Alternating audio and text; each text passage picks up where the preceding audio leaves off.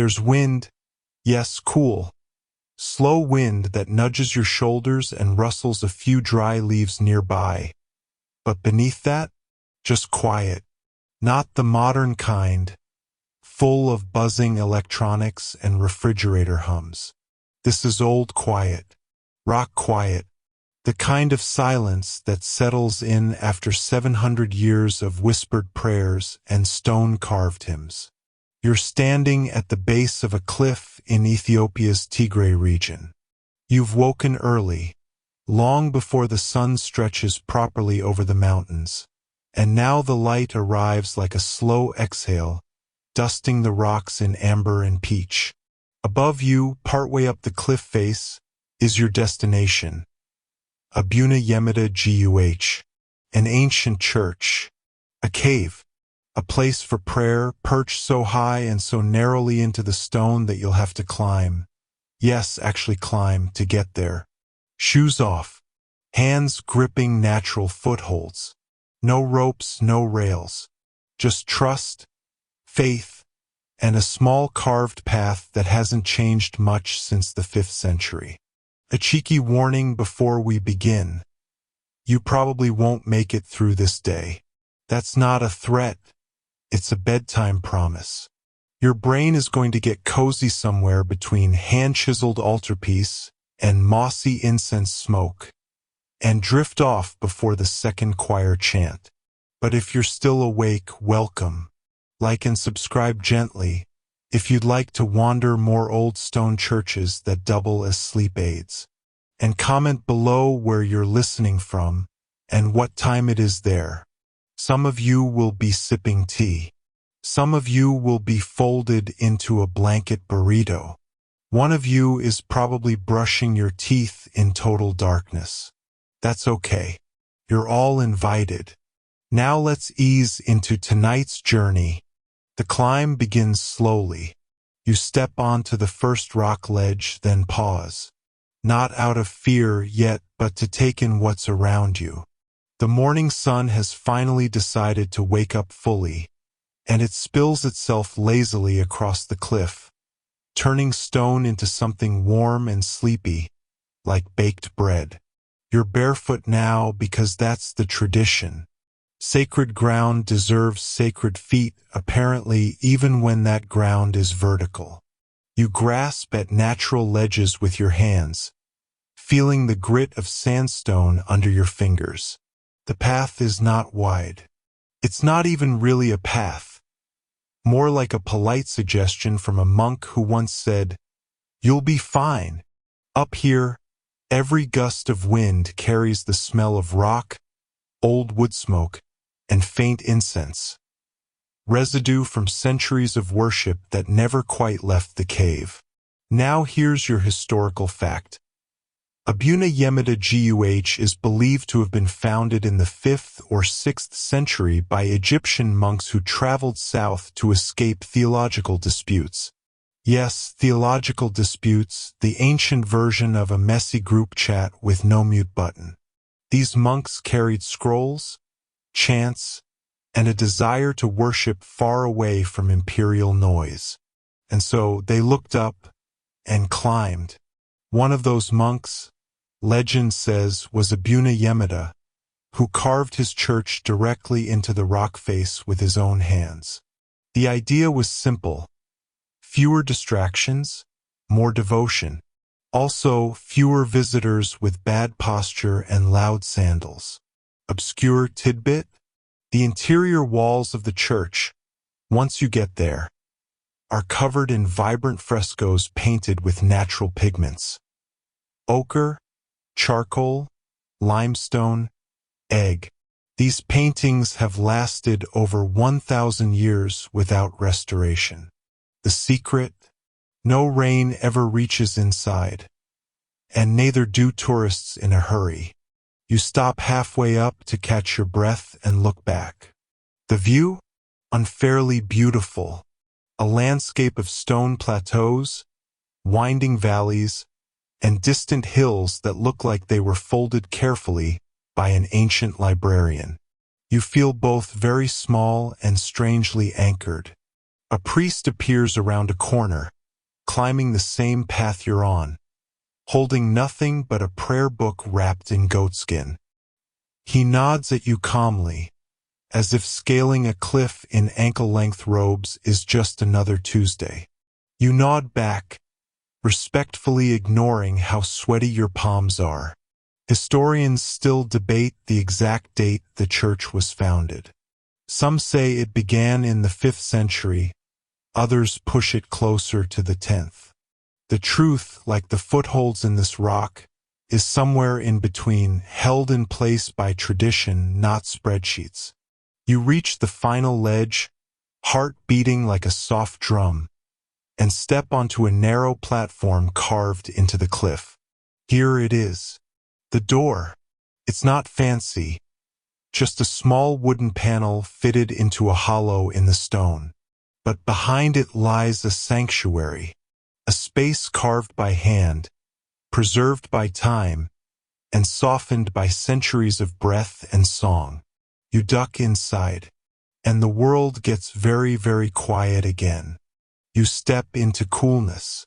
The inside of the cave smells like dust, candle wax, and old wood, all the gentle aromas of a place that's never tried to reinvent itself. The air is thick but not heavy, like it's full of sleep instead of smoke. Light filters through a small slit carved into the rock, just enough to throw gold onto one corner of the floor and leave the rest in a slow, honeyed gloom. This is Abuna Yemeda Guh, the church in the sky. And despite your elevated heart rate from the climb, it feels like time has dropped to a slower setting in here. Monastic pace. One breath per thought. Maybe two. Around you, the walls are covered in frescoes. Figures painted in soft reds and deep browns. Their robes edged in black lines. Their eyes wide with the holy intensity of people who haven't blinked in centuries. Saints, apostles, angels. Some of their halos are chipped. Some of their feet hover above the ground, perhaps tired of walking. But they're still here. And here's a historical fact worth your attention before you fully melt into this stone sanctuary. These wall paintings, incredibly well preserved, date back to somewhere between the 14th and 16th centuries. They show the 9 saints, the apostles, the Virgin Mary, and local Ethiopian religious figures, all painted with natural dyes. Nothing synthetic, just egg yolk, dust, and devotion. You run a finger just near one wall, not touching it, of course. Even sleepy hands have boundaries. The surface is textured, like dried mud that hardened into history. Your guide, an elderly priest with a soft voice and a face like a weathered apple, gestures for you to sit. The pews here are just woven mats, no back support, but strangely your spine doesn't mind. The silence supports you better than foam ever could. The priest begins chanting, not loudly, but rhythmically. The Guizi language, Ethiopia's liturgical script, is sung in a voice that's part lullaby, part low mountain thunder. You don't understand the words, but that doesn't seem necessary. It's the kind of sound you feel more than decode. Obscure cultural tidbit. In churches like this, services are often conducted entirely by candlelight, even during the day. Not for mood lighting, but because for centuries the churches were too remote for oil lamps or modern alternatives. Besides, candlelight moves in rhythm with the chant, and monks have always liked things that sway. You notice the priest's shoes in the corner, thin sandals worn completely through at the heels. They sit quietly beside a small wooden cross and a jug of water wrapped in cloth. He tells you, with a smile that's more wrinkle than mouth, that services have been held here for over 700 years without interruption. Through droughts, emperors, invasions, and, most recently, a few curious tourists who nearly fainted from the altitude. Not everyone makes it up here, but those who do tend to stay longer than planned. You close your eyes for a moment, and in the darkness behind your lids, the chant continues, soft and steady, echoing off the stone like a heartbeat that forgot it was made of muscle. When you open your eyes, it's still the same hour, but the light has shifted gold to gray. A cloud must have passed overhead, or perhaps time decided to shuffle a little while you weren't looking. You rise, slowly, like someone standing up in a dream, and walk to the back of the sanctuary. The cave curves gently, like a cupped palm, and there's a small alcove cut into the rock, half hidden behind a pillar of stone. It's not a secret exactly, but it feels private, intentionally shy. Inside this alcove there are books. Well, technically not books. Clay tablets, mostly. A few folded parchments. A wooden box with a lid that doesn't quite close. But it's a library. A quiet one. One that's not here to brag. Here's your historical gem for this stretch of the journey. Many of Ethiopia's remote rock-hewn churches preserved ancient religious manuscripts in secret alcoves like this. Some date back over a millennium and are written in Guizi, a classical Semitic language that's no longer spoken conversationally, but remains vibrantly alive in liturgy and scripture. Some of the manuscripts are prayer books. Others are commentaries on scripture. Some may even be local histories, written by monks who didn't think their community would be remembered unless they scribbled it down between prayers and bread-making. Obscure tidbit? Ethiopian scribes often used leather strips as bookmarks, and ink made from soot, gum arabic, and crushed berries. You can still smell the faint sweetness if you lean in, and if you have a really good nose. Historians still debate how many texts were written and preserved in these cave churches before larger archives, like Debre Damo or Aksum, took over the spotlight. Many were lost, some were hidden, and a few sit here, right in front of you, on a makeshift shelf carved out of a curve in the stone. You lift one of the parchments gently. It's wrapped in a cloth that smells faintly of beeswax and old incense, and discover a hand-drawn cross at the margin, framed by looping Guizi script. The ink has faded, but not vanished. The priest notices you admiring it and chuckles. That one, he says softly, was written by a monk who was terrible at spelling. You smile. Even holy libraries have typos. He tells you the stories were not just copied, but sung as they were written.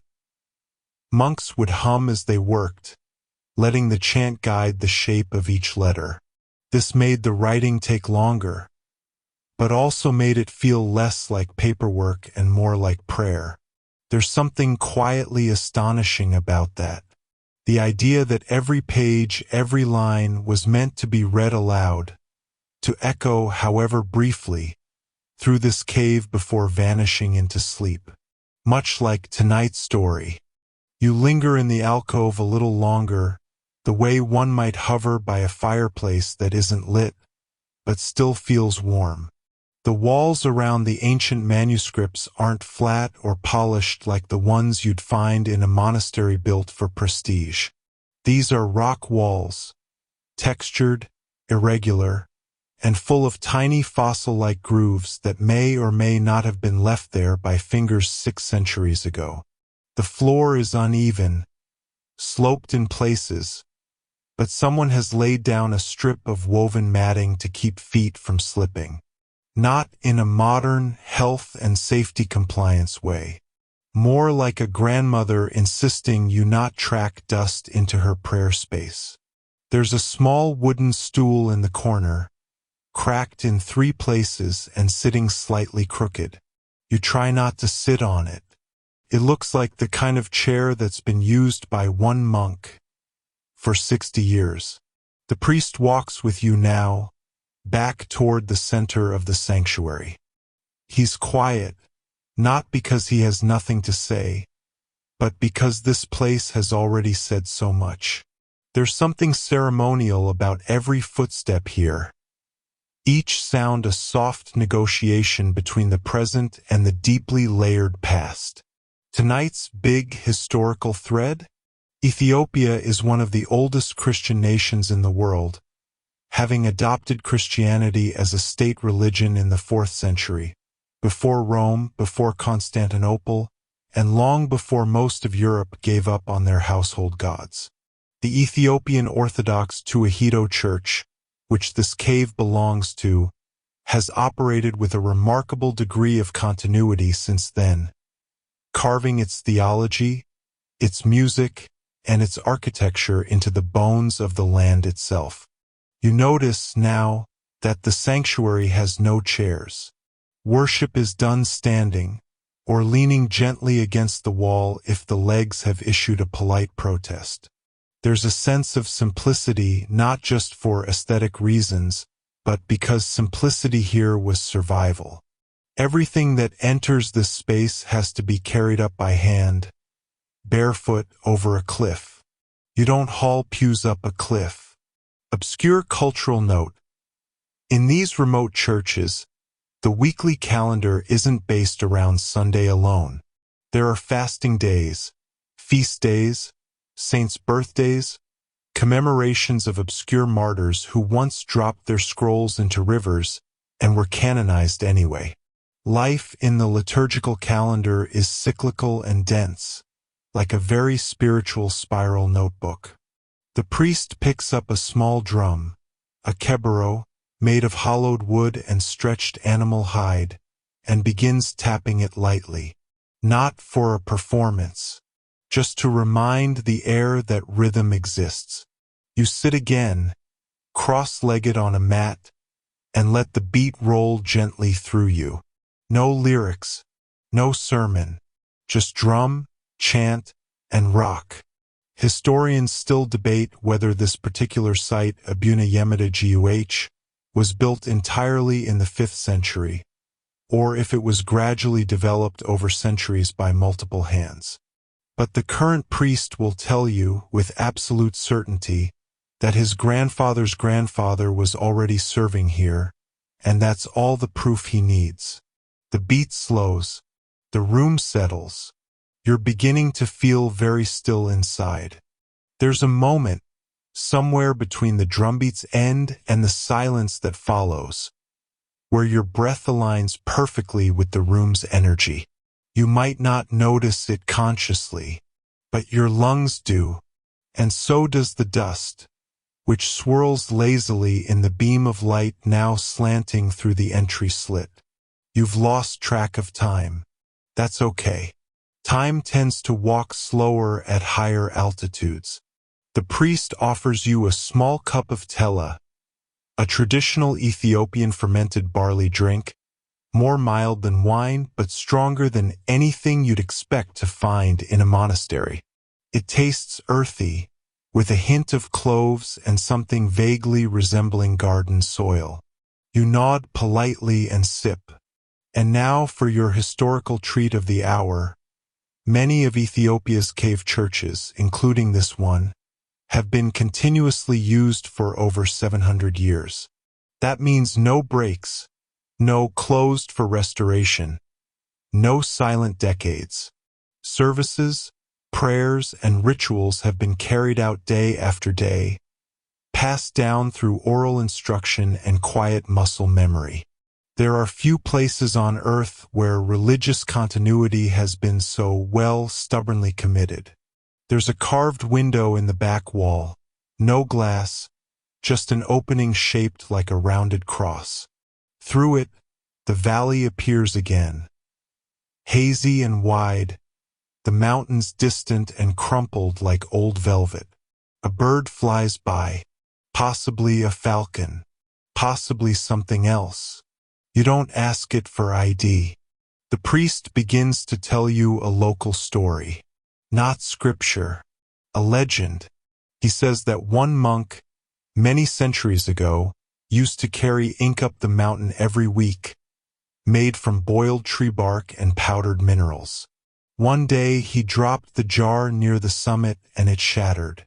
Instead of climbing back down to get more, he prayed so hard that the ink seeped up through the cracks in the rock and filled a new jar.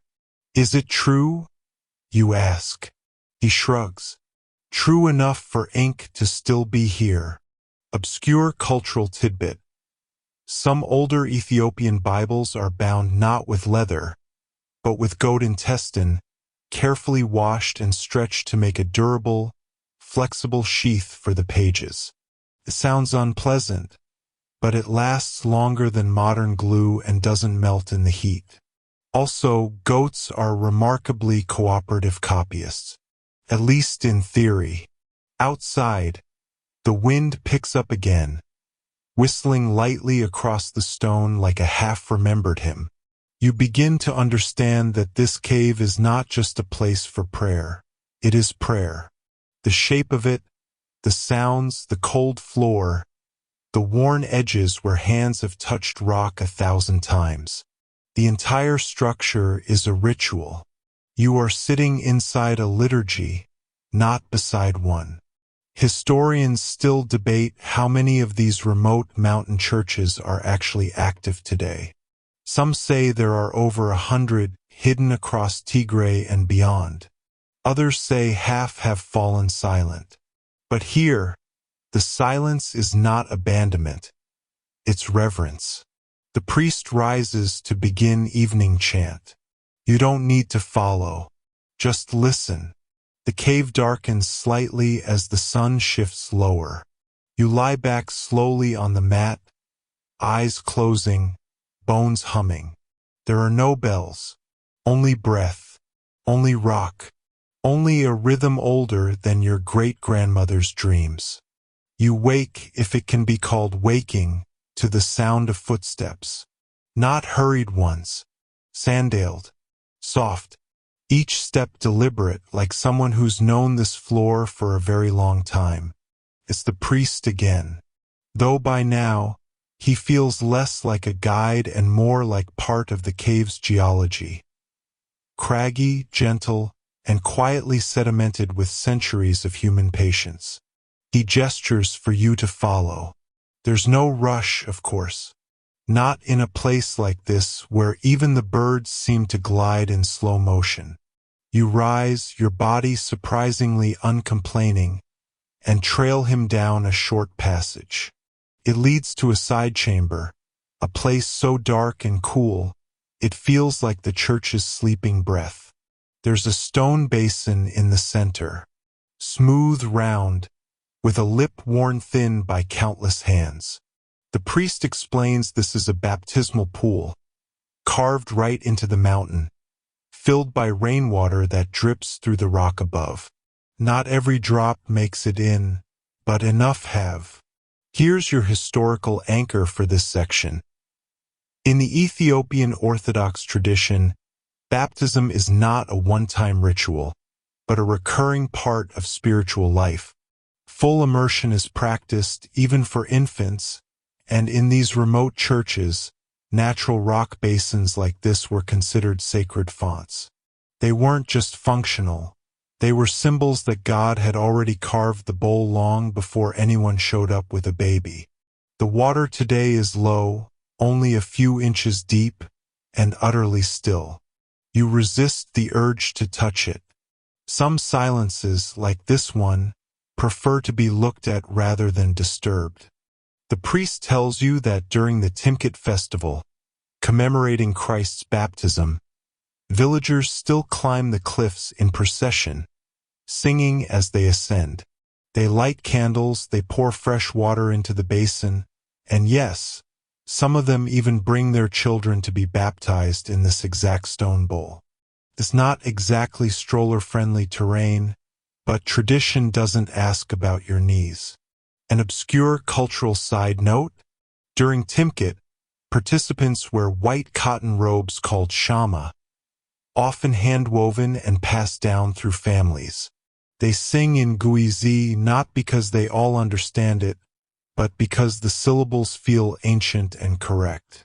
Like humming the password to the divine. You sit near the basin for a while, watching light trickle in through a hole in the ceiling that might as well be heaven's keyhole. A few tiny moths flutter near it. No one's bothered to evict them.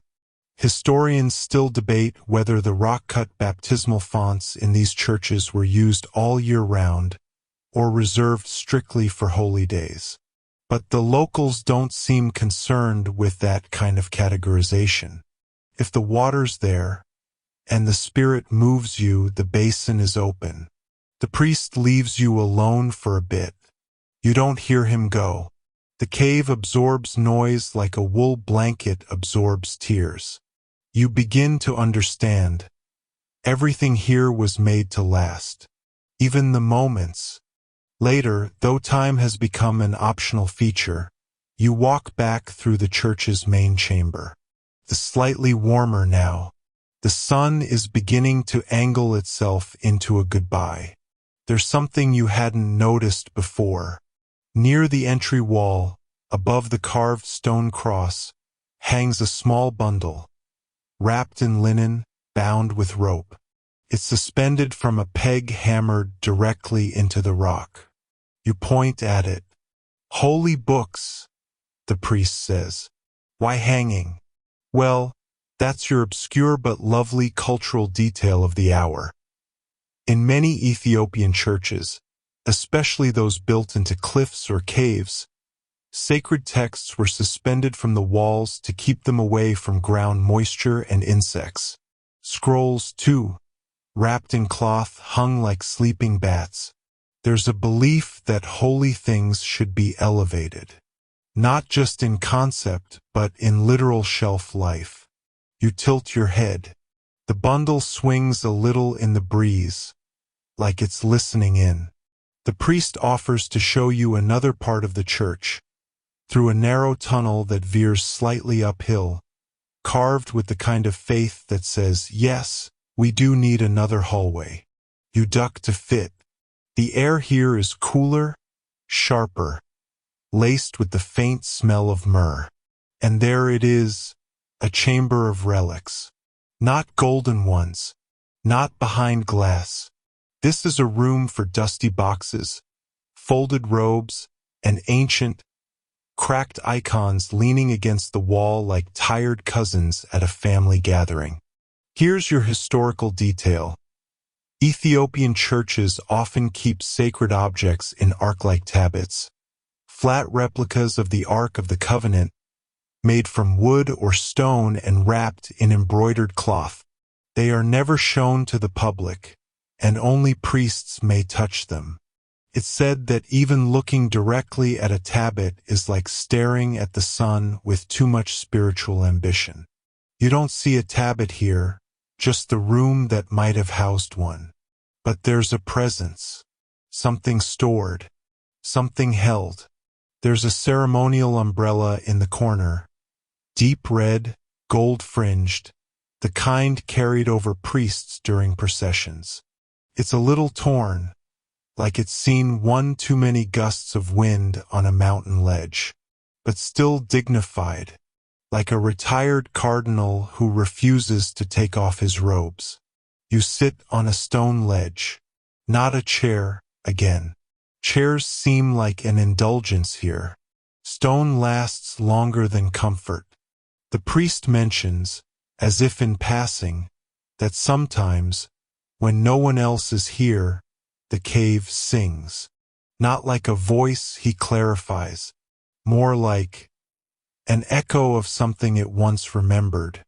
Wind through cracks, stone reverberation, or maybe it's just the cave talking to itself.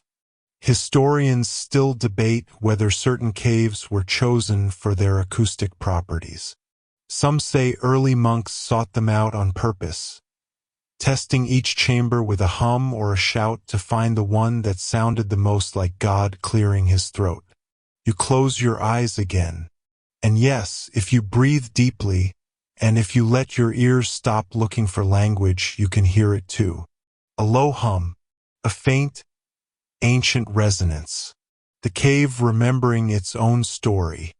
You wake to something you didn't expect to hear in a 700-year-old cave church. Laughter. Soft, warm, low to the ground, as if someone were trying to chuckle without shaking the dust off the saints. You follow the sound like a scent trail and find two young novices, probably no older than 15, sitting on a mat and sorting through what appears to be string? No, fibers.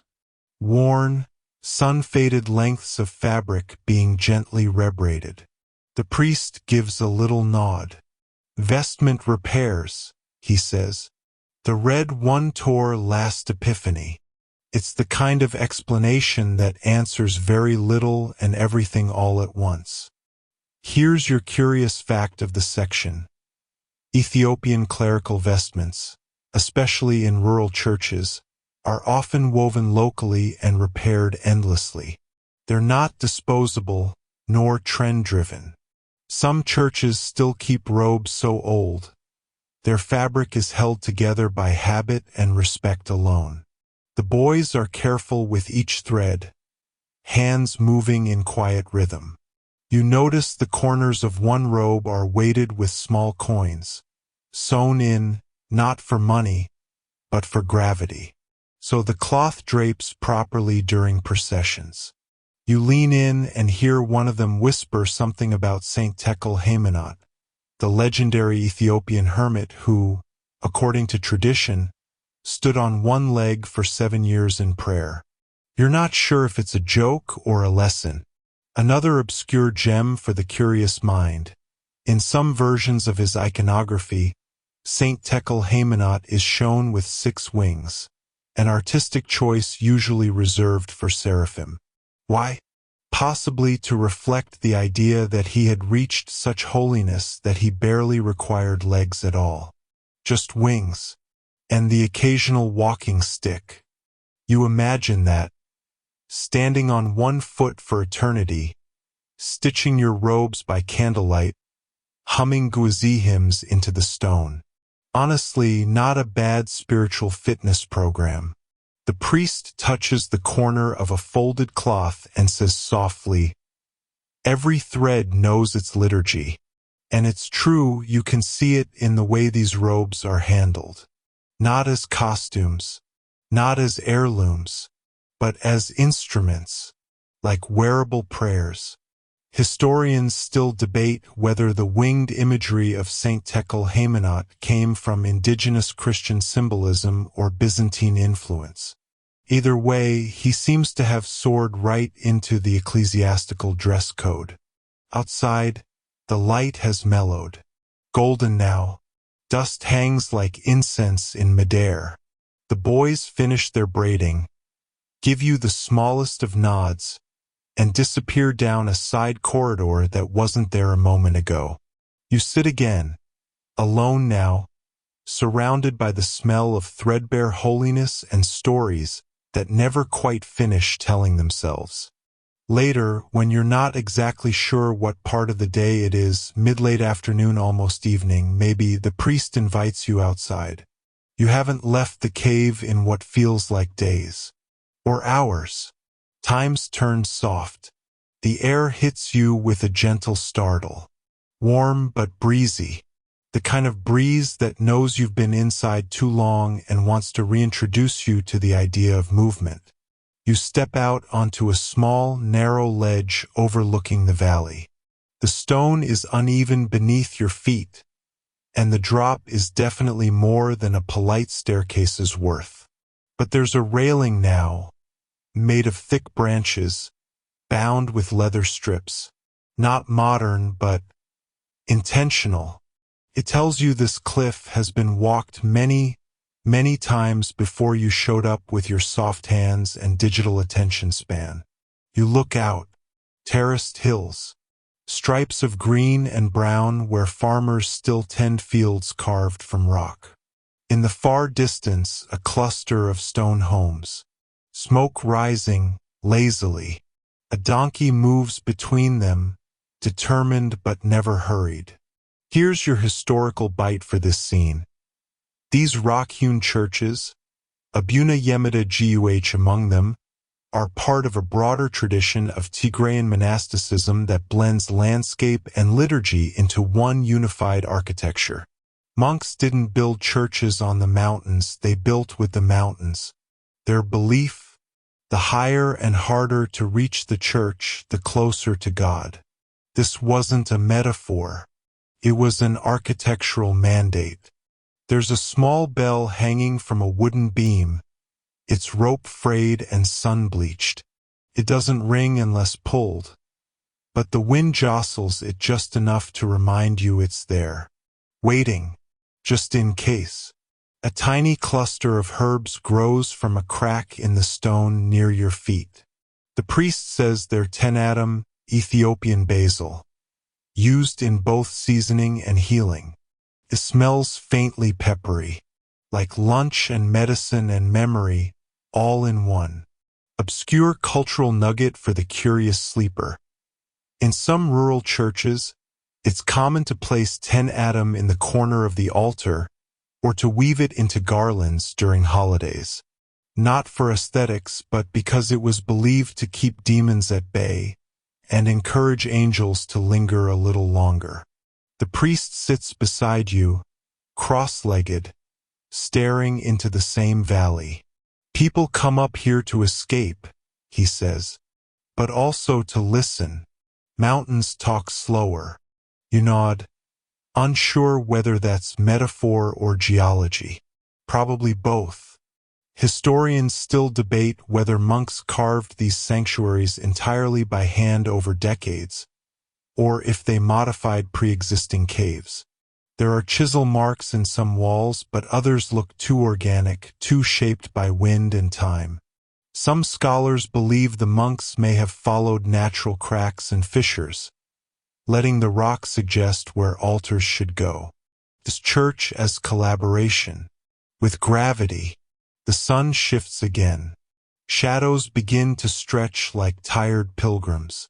You breathe in, deeply, the kind of breath you can only take when there's no ceiling above you. The priest doesn't say goodbye. He simply stands, walks back toward the cave, and vanishes inside. You stay a moment longer, listening to the wind describe a story that's still being written in stone. You find yourself walking slowly along the ledge again, now alone, or rather, accompanied by the mountain itself, which has grown strangely personable. You half expect it to clear its throat and ask how you're enjoying your visit. The path narrows, then widens. You duck beneath an outcropping that looks like it's about to start preaching.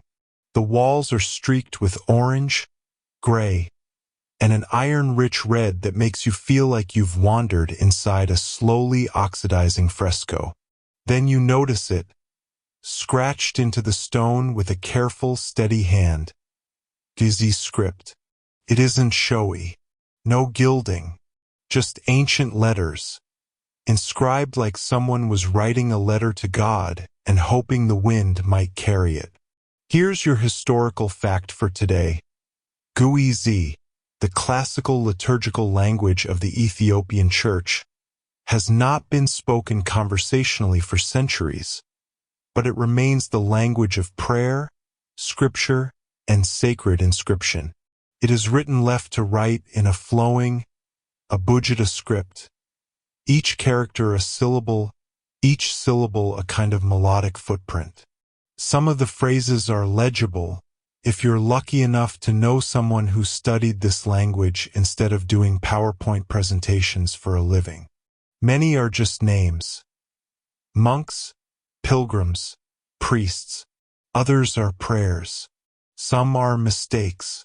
There's one character halfway through a line that someone clearly tried to scrape away and redo. The past, it turns out, had typos too. Your obscure cultural tidbit. In some monasteries, monks used to copy sacred texts by memory, not from another manuscript. The goal wasn't exact reproduction, it was internalization. The result? No two versions of the same book were ever quite the same. But each was considered complete, because the act of remembrance was as sacred as the words themselves. The wind picks up slightly, and a few petals drift across the stone like punctuation. You sit near one of the walls and run your fingers lightly along the carved letters. They're not deep, but they've lasted longer than most nations. Historians still debate whether these cave inscriptions were meant to be read by others, or if they were part of a private devotional act. Perhaps they were never meant to be seen at all. A prayer carved and forgotten. A sentence written only for the stone. You linger longer than you expected. Eventually, your eyes grow tired of reading. But the letters remain, quietly holding the silence. Later, the priest leads you into one last room, smaller than the others, almost round, lit by a single shaft of light that filters through a crack in the ceiling like a very committed moonbeam. In the center is an ancient drum, large, worn. The leather stretched across its face is pocked and sun-creased. One edge looks like it's been chewed by time itself. Here's your historical fact for this passage. In the Ethiopian Orthodox Church, the kebero, or sacred drum, is used in liturgical dance and chant, particularly during major feasts. It provides a steady rhythm, not for entertainment, but to anchor spiritual movement. The beat is slow, echoing the pulse of ancient hymns, like the earth's own heartbeat pretending to know Guizi. The priest taps it once. A deep, rounded thump fills the chamber. It doesn't echo exactly, it resonates, like the cave is nodding in approval. You sit cross-legged, and for a while he drums gently. No melody, no dramatic shifts, just the steady, lullaby rhythm that has rocked this church for centuries. He begins to chant. His voice is low and cracked in a way that suggests it used to be higher, but time, like all choirmasters, had other plans. The chant is in Guizi, so you don't understand a word, and yet, somehow you feel the meaning settle around you like warm dust. Here's your cultural curiosity. During liturgical dance, priests and deacons move in slow, deliberate circles, always counterclockwise. It's a symbolic return, a spiral toward Eden, a ritual that wins time backward in soft, patient loops. Think of it as theological Tai Chi. The priest doesn't dance. He just drums. Softly, repeatedly, like he's trying to remind the stones of a rhythm they once knew by heart. Historians still debate whether the cave churches adopted liturgical instruments from Highland traditions or developed their own forms organically. The drum, in particular, may predate Christianity here, used first in pre-Christian rituals, then sanctified by conversion. Either way, it knows its job. You close your eyes. The chant becomes a murmur. The drumbeat fades. And for a moment you think the cave is breathing with you. One inhale, one exhale, one prayer, spoken without words. At some point, whether after minutes or a nap or a dream you forgot to finish, the drumming stops. The priest is gone. You're still seated cross-legged in the same small chamber, now dim. Only a faint glow seeps through the crack above. The silence has returned, but not the same silence from before. This one has weight, a silence with elbows. It nudges you gently into stillness. You stretch a little, bones creaking like an old monastery door. A quiet glance over your shoulder, just to make sure you're still real. You are, or real enough. You stand slowly, Every sound your body makes, fabric shifting, foot brushing stone, the soft exhale of your nose, feels wildly inappropriate in a room that has hosted 7 centuries of whispered prayers and liturgical keystrokes. You step back out into the corridor, thinking you're retracing your path. You are not. Instead, you find a new chamber, smaller still, dustier, cobwebs in the upper corners like lace neglected by time. In the center, on a low table, sits a single clay jar. Not ornate, not labeled, just a jar. Possibly olive oil, possibly sacred water, possibly soup. It refuses to clarify. Here's your curious historical note. In many traditional Ethiopian churches, it's common to find sealed vessels left in sacred spaces, sometimes as part of blessing rituals, other times as silent offerings. Their contents, often unknown. The purpose, sometimes unclear even to the current clergy. But they are never moved, never opened, not out of fear, just respect. You crouch beside it.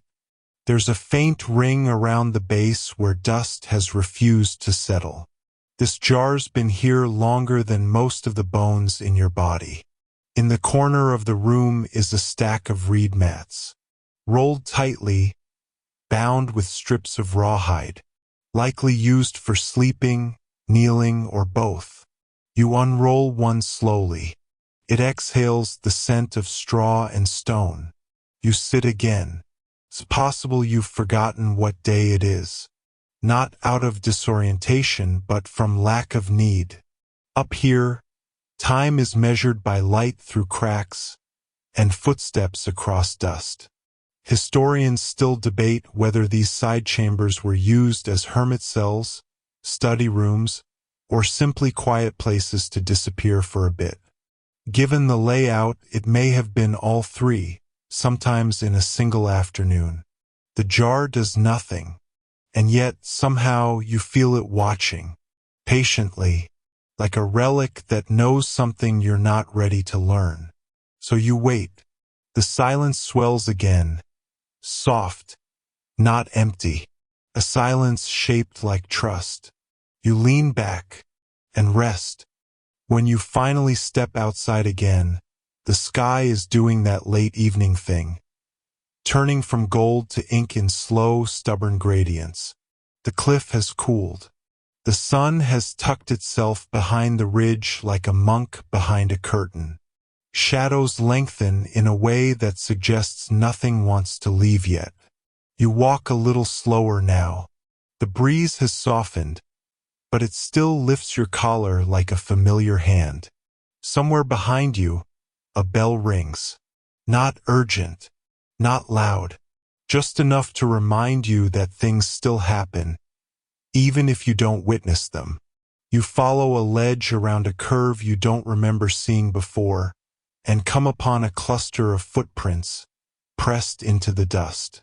Not fresh, but not ancient either. Just human, left by someone who knew where they were going. And then you see it. A small alcove carved into the outer rock, with a candle flickering in a natural bowl-shaped niche. No one's there. You sit beside it anyway. Here's your final curious detail for this section. Some Ethiopian cave churches keep perpetual candles or oil lamps lit at specific points, especially near relics or ancient icons. These lights are not monitored continuously, yet they remain, tended in quiet intervals by monks or wind. It's less about illumination than presence. You lean close. The flame doesn't flicker from your breath. It stands calm, maybe stubborn, maybe tired. From this vantage point, you see a ridge across the valley. Just barely. A faint line of other cliffside churches. Some still active, others reduced to memory and bird nests. It's like looking at a family reunion where everyone speaks in stone. The priest joins you again without introduction. He sits beside the candle and watches it like it might perform a trick. Then he speaks. When you carve your church into the earth, your prayer has nowhere to rise. It has to settle in, become part of the walls. You nod, mostly because it feels like the right thing to do when someone says something poetic on a cliff. Historians still debate whether the location of these churches followed specific mystical geography, or if it was simply the availability of soft limestone. Either way, the choices were committed. Once you start chiseling, you don't stop halfway. The priest stands. His knees creak with the same pitch as yours. He says, "You've seen enough now." Not as a dismissal, more like a closing line in a bedtime story. You follow him back, once more, toward the cave that has stopped trying to be dramatic. It just is. The candle remains, and the stone listens. The journey back is quieter than before, not because the cliffs have changed or the wind has gone to sleep, but because you have. Not asleep exactly, just slowed. You walk like someone trying not to wake an old house. The priest leads you down a narrow path along the cliff face, the kind you'd normally avoid if gravity were a little more persuasive. But here it feels safe, or at least unconcerned with falling. The light fades to indigo. The birds have stopped narrating. Even the insects, who are famously committed to their night shifts, have hushed, as if the mountain politely asked them to take the evening off. As you reach the outer entrance again, you see a small pile of discarded shoes, old sandals, leather turned to parchment. Some with straps intact, others collapsed in quiet retirement. No one's moved them in ages. They rest like offerings to practicality. Here's your final historical detail. In many ancient Ethiopian churches, especially those carved into cliffs, worshippers removed their shoes before entering, not just for cleanliness, but as an act of reverence. Over centuries, some left their shoes behind entirely, especially those undertaking long pilgrimages. Some believe these shoes were never intended to be worn again, but symbolized the shedding of burdens at the door of the divine. You look at the shoes a little longer than you mean to. Somewhere behind you, the church breathes its last exhale of the day. You don't hear a door close, there is no door. Just a shift in the air, like a yawn at the end of a long story. You thank the priest. He doesn't reply, not because he's rude, but because here silence is a form of fluency. As you step away, you feel the pull of the place linger on your spine like a light hand. Not possessive, just gently reminding you that part of you will always belong to this stone. The sky above is velvet now. A few stars blink their way into visibility, like old souls peeking through curtains. The mountain behind you fades into silhouette, less a landmark now, more a memory pretending to be geography. You walk slowly, deliberately, the kind of pace that doesn't rush the night. Gravel shifts underfoot, soft and even. The rhythm of your steps mirrors your breath, measured, quiet, present. You pass an acacia tree. Its branches stretch like sleepy fingers across the horizon. A bird rustles once, then settles again. The wind brushes your face like a shawl laid gently over your shoulders. It smells faintly of stone, of incense past, of cold air softened by history. In the distance, you hear the distant thrum of a drum. Faint, possibly imagined, but real enough for tonight. The stars deepen. You pause, just for a moment, and look back. The cliff church is no longer visible, hidden by shadow, by dusk, by time. But you know it's there, tucked into the earth like a thought someone whispered and never spoke again. And still the candle burns. You keep walking. No need for direction now. The night will carry you. Your body relaxes into the pace. Your thoughts slow their spin. Even your questions begin to settle, like dust across old scripture. You are part of the silence now, and the silence welcomes you. Sleep well, and may your dreams carve gentle paths into stone.